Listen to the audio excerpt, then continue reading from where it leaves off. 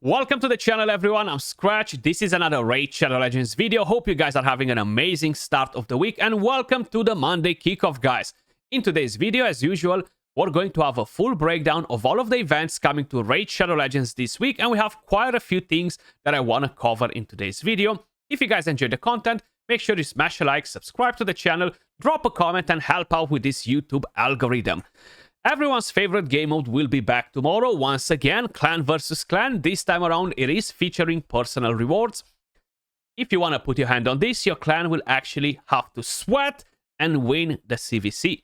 The actual rewards for the milestones are nothing too spectacular, guys.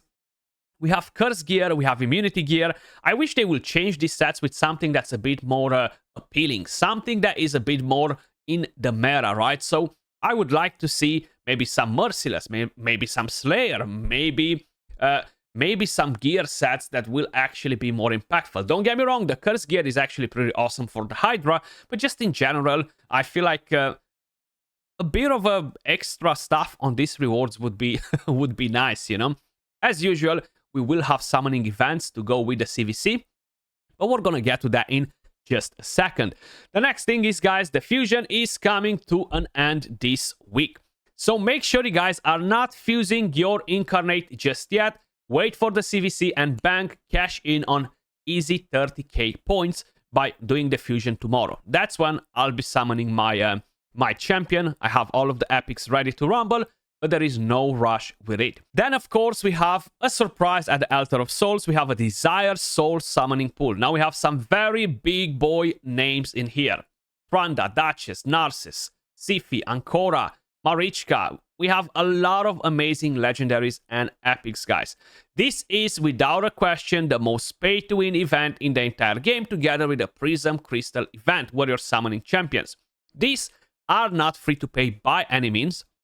So right here, guys, for the moment, you need to purchase this if you want to summon, or it seems like Plarium was kind enough to give us one event for the Fire Knight tournament by using only epic champions to acquire one free summon. I mean, one free summon once you spend 3k energy or so to get a chance at getting a good soul.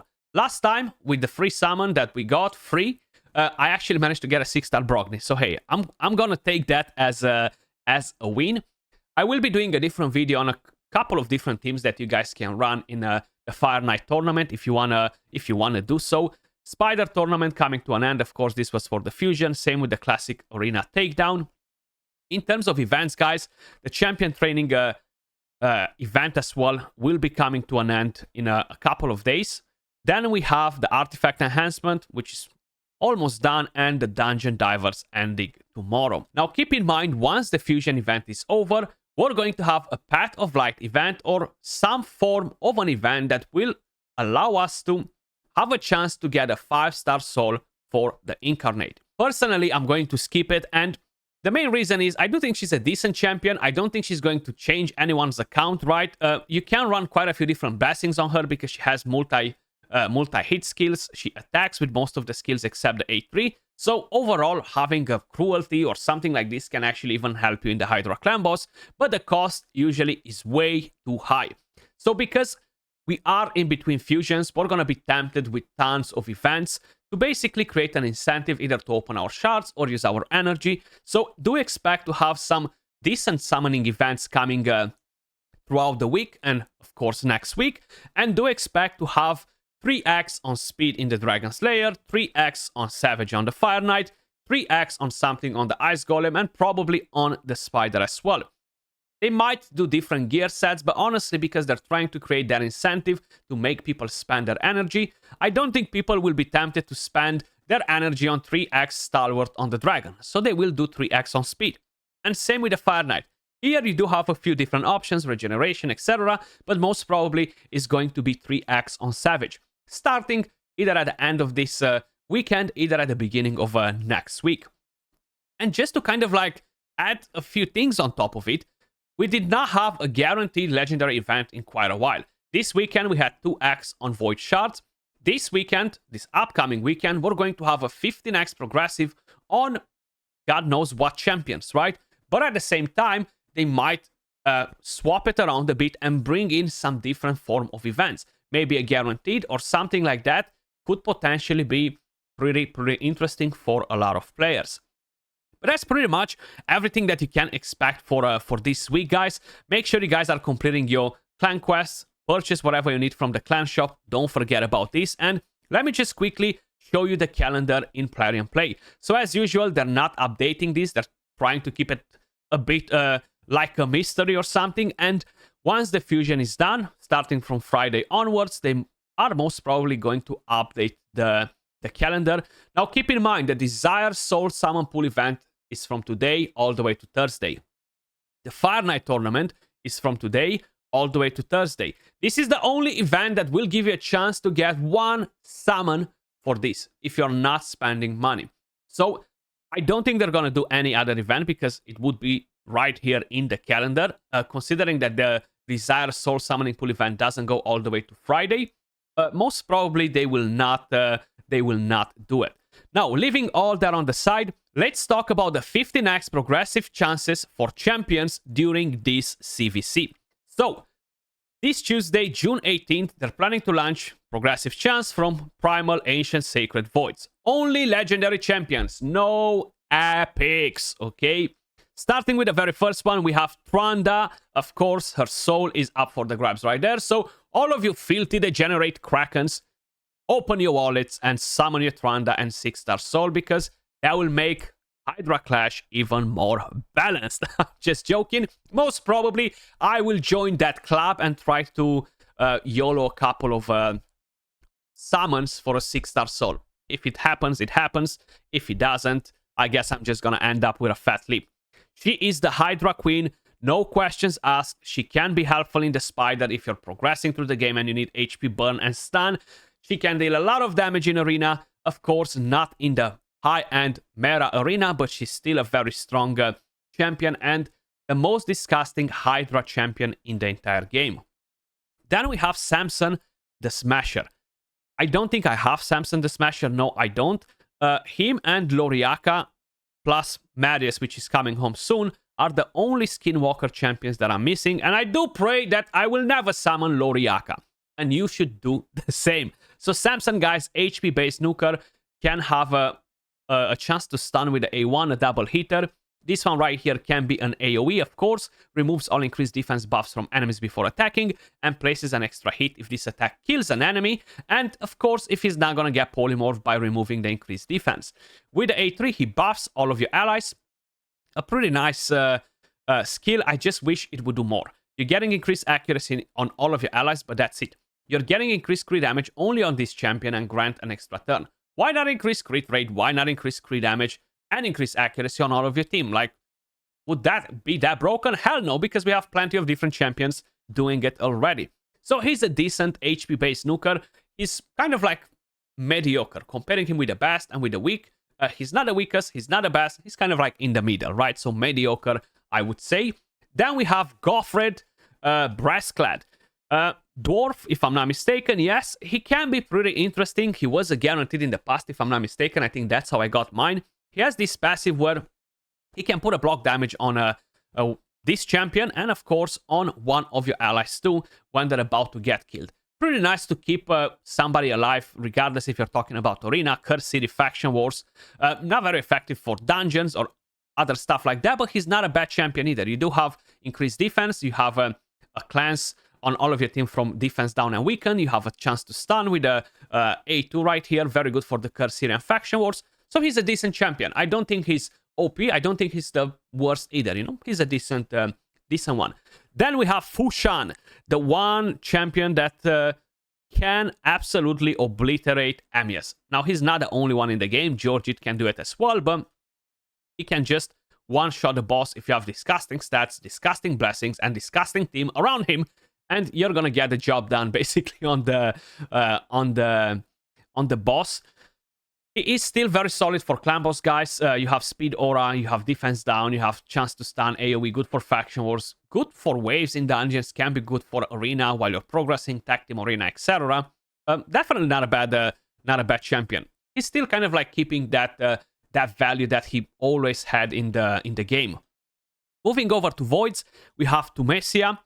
Pretty solid HP burn champion. She has a chance to place defense down with the A1, attacks all enemies, puts an HP burn, has a chance to stun, has a chance to decrease speed. It really depends what sort of turn meter they have.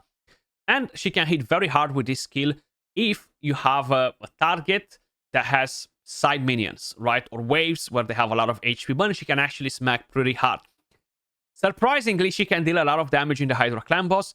I will do a video on her for the Hydra Clan boss. I do want to check what sort of damage she's actually going to do. And I do want to make a top 20 Hydra best damage dealers. A proper tier list where we're testing all of the champions on the same benchmark and we're seeing what sort of numbers we're getting from them in the exact same team, etc. To kind of like give us a better understanding on which champions are at the very, very top. She's definitely not a bad one.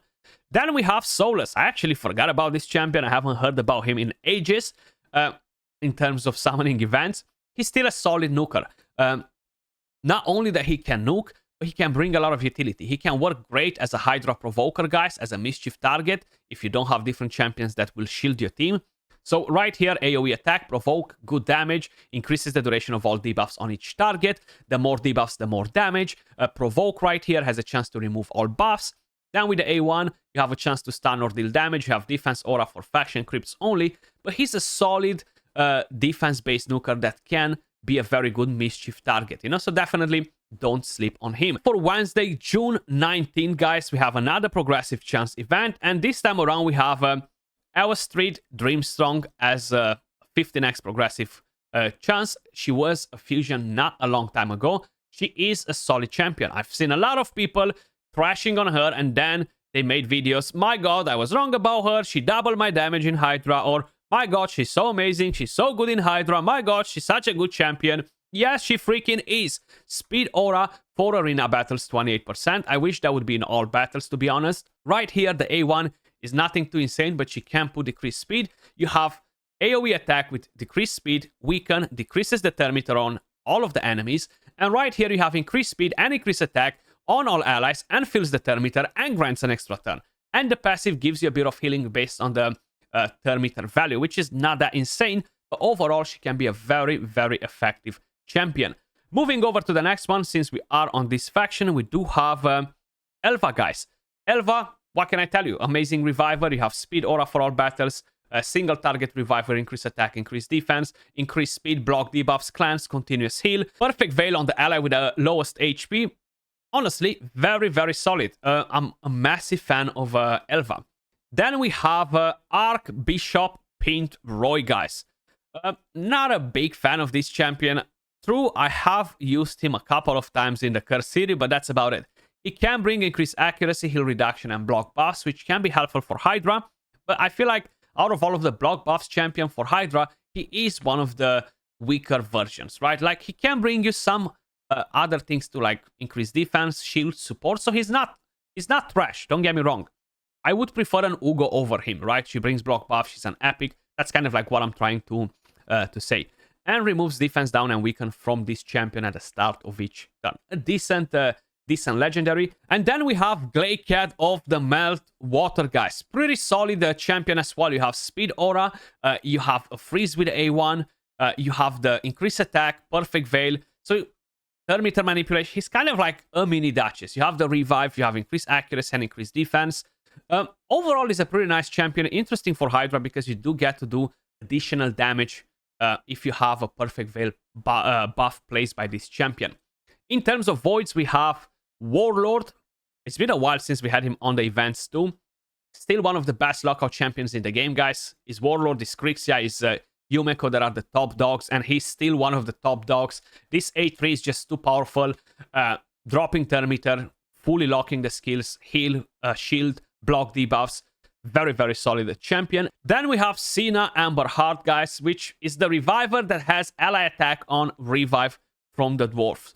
So I think she's okay-ish. I'm not a massive fan of this champion. If you get her, you're going to use her, of course. She's not trash. She's not a champion that you're not going to be able to use because she will be pretty good for progression. Overall, she's not very spectacular for a Void Legendary. And I do find this ally protection on revive a bit odd. You know, you can get some value out of it. Let's just say, yes. I'm pretty convinced you can.